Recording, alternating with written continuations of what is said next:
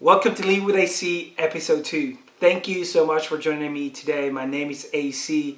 I want to invite you to go ahead and subscribe wherever you're watching or listening from, and also to invite a friend to join you on our journey of growth.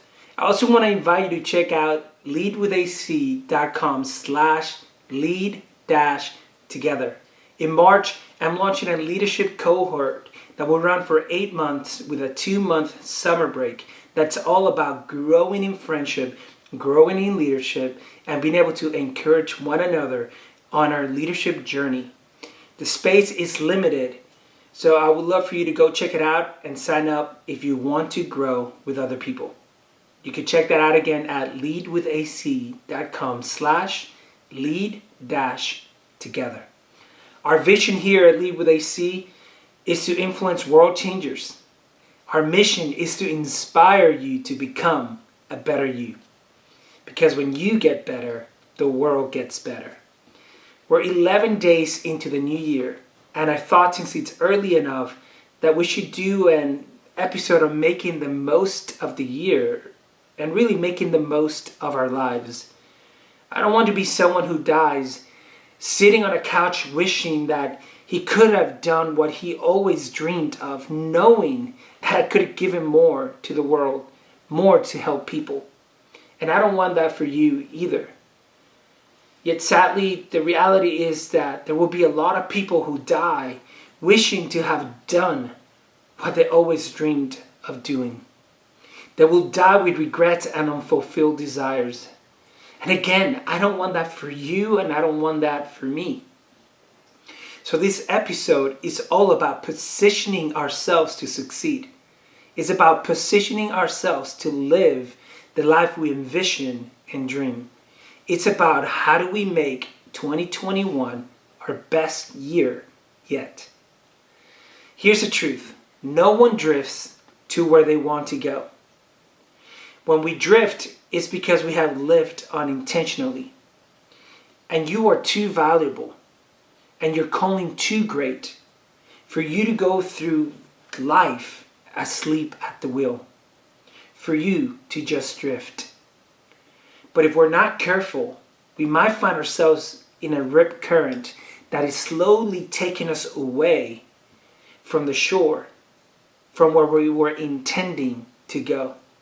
And if we don't do something about it, we might find ourselves really far out in the ocean, or so far down from our point of reference that we will be left behind with a lot of work to do to get back to the shore, back to our point of reference. For some of us, the good news is that we aren't too far from the shore right now. We're not too far from our reference point. We can make some slight adjustments and course correct towards where we desire to go. For other of us, we're quite far out. We will have to work hard to set ourselves back on course, back on track. We will have to establish new patterns, new habits, learn new things. We're going to have to figure out how to get back where we should go, and maybe get other people around us to help us to get there. The good news for all of us is that there is hope. The fact that we're alive means that we still have time to course correct and start getting ourselves towards our desired destination.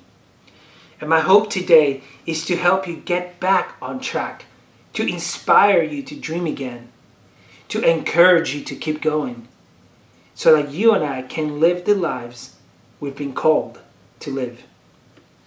Here's what we're talking about today on today's episode. Number 1, we're talking about a vision for your life. Number 2, we're talking about how to set yourself on that vision. And number 3, we're talking about dealing with the past so you can thrive in the future. So let's start with number 1, a vision for your life. In order to make the most of this year and the most of our lives, we need to have a vision for our lives. If we don't have a vision for our lives, we have no direction to head towards. We have no idea where we're headed to, where we're walking towards. By the way, this is important no matter your age. You might be 16 listening to this, or 65 and about to retire. If you don't have a vision for your life, you will find yourself running a meaningless race, not sure where you're headed or where you're aiming for. And if you are about to retire, then you're probably facing existential dread, not knowing what to do with your life now the work is done. Having a vision for your life will help you to see the value of your life and to see that you still have a lot to contribute to those around you. And here's the scary thing. If you don't have a vision for your life, somebody else will have a vision for your life. A vision that has nothing to do with you and your good, and everything to do with them and their goals. So having a vision for our life gives us direction, a direction to head towards. A vision for our life also gives us hope. How does it give us hope? It gives us hope because it allows us to see where we're headed and what's ahead and what's at the end. It invites us to imagine a better future, to see what could be with our mind's eye. And that helps us to see that whatever is going on right now is not the end, even if it feels like it. It helps us to see our current problems as detours towards where we are going. It helps us to see our problems as valuable lessons, lessons which will help us succeed in the end. And when the going gets tough, which it will, having that vision to focus on will help us to keep going. It will give us the strength to carry on. Vision will inspire us. It will show us that we could dream and head towards a better future. At this point, you're probably wondering, how do we build a vision for our lives? Well, here's some suggestions that I want to make for you. You might want to write this down on a journal as you ask these questions for yourself. Number one, ask yourself, what do I hope, dream, or wish for my future? What do you see for your family? What do you see if you're a religious person like I am, a person of faith? What do you see with your faith? What do you see for your work? What do you see for your social relationships, for your career and your hobbies and your traveling? What do you see? What do you see yourself doing as a job that you love? Do you see yourself doing something that no one else has ever created? Jack Welch says, by reaching for what appears to be impossible, we often actually do the impossible. So don't be afraid of dreaming in this moment, but picture what could be. Like, maybe think back about when you were growing up. What did you wish for? What moved you and gave you hope? What do you always want to do? And here, maybe another one. Where do you see yourself in 10 years? Where do you see yourself in 20 years? Now, I know that for some of us, these are tough questions, which bring pain, given that some of us wanted to grow up doing certain things that didn't pan out.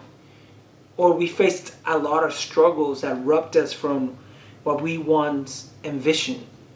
And I'll talk about that briefly on point 3, but what's important here is that we start to see again what could be, that we start to dream again of a better future.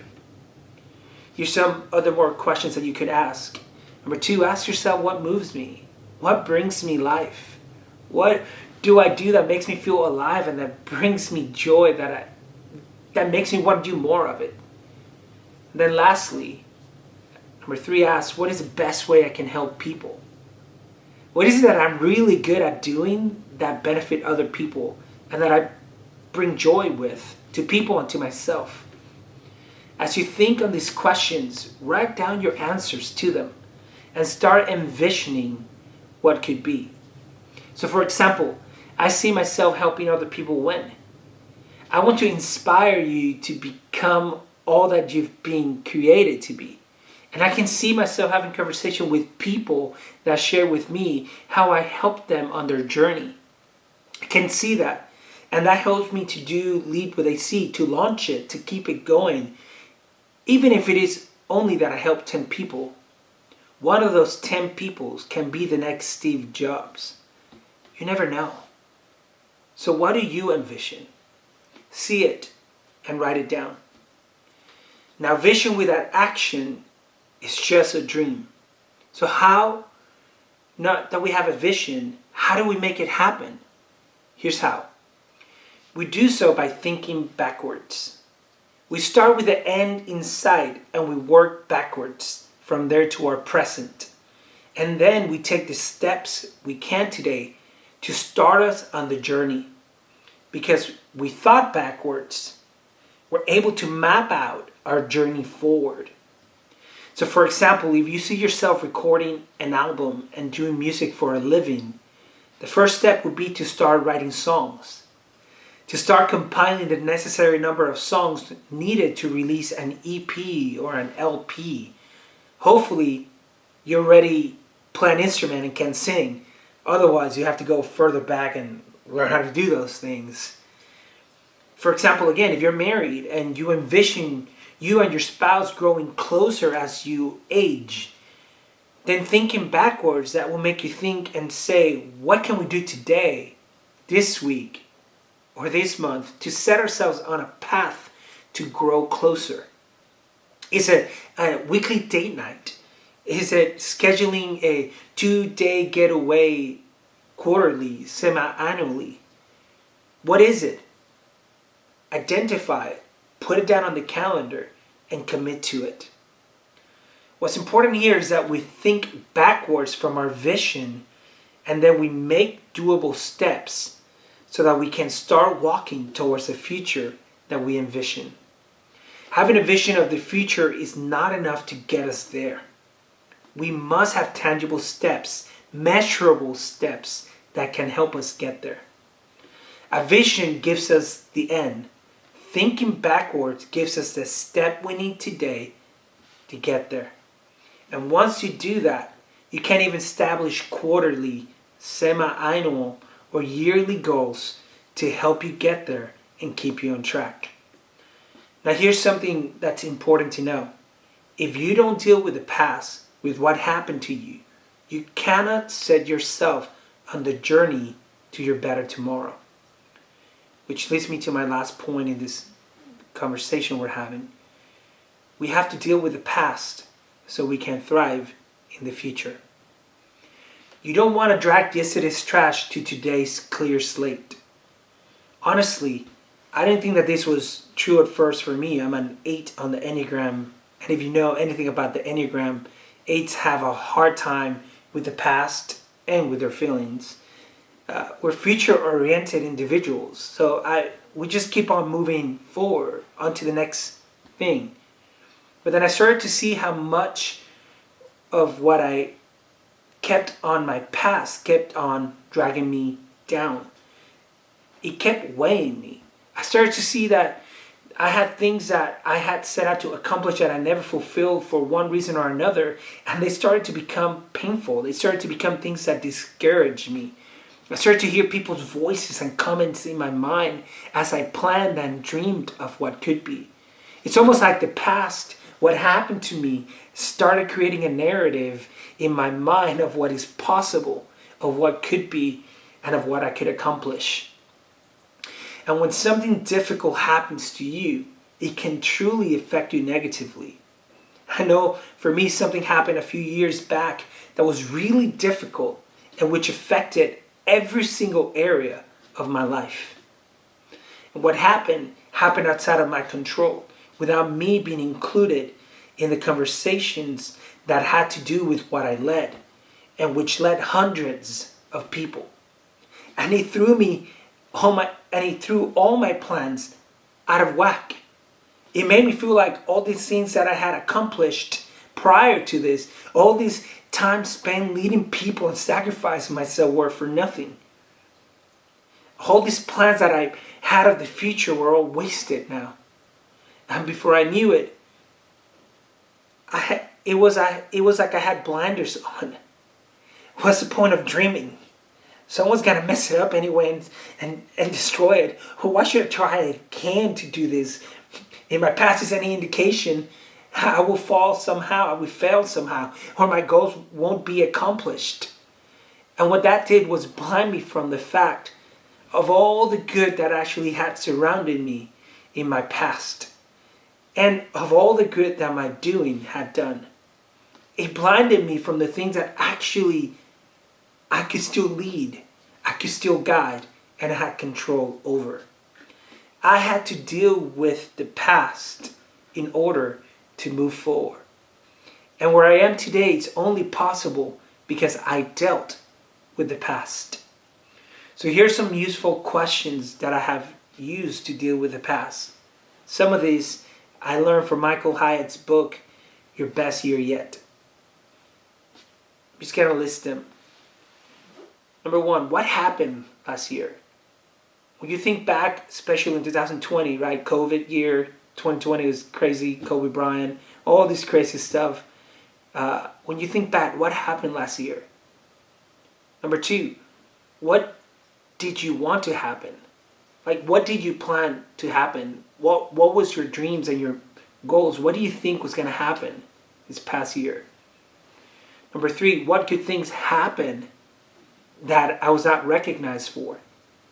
These are things that I did that I wasn't acknowledged or recognized for at work or in my private life or in my friendships or in my relationships. What did I did that I should have been acknowledged for? You should give yourself the praise for it. You should recognize it because you did good. You grew from it. You learned from it.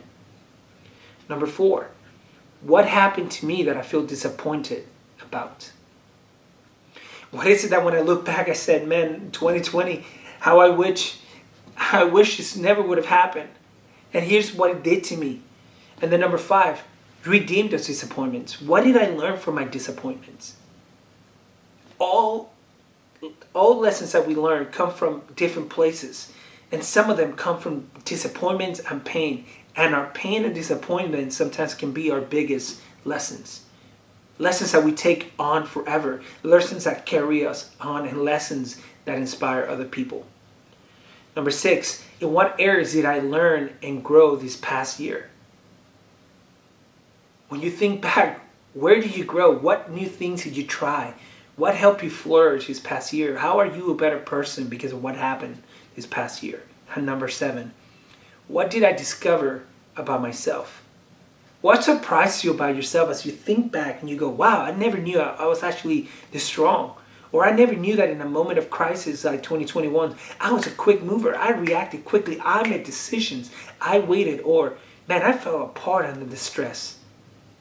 What did you discover about yourself? Here's what I've come to learn. When I deal with my past, my future is brighter. I am more hopeful, and it feels like I can get back in the game of being the person I was created to be.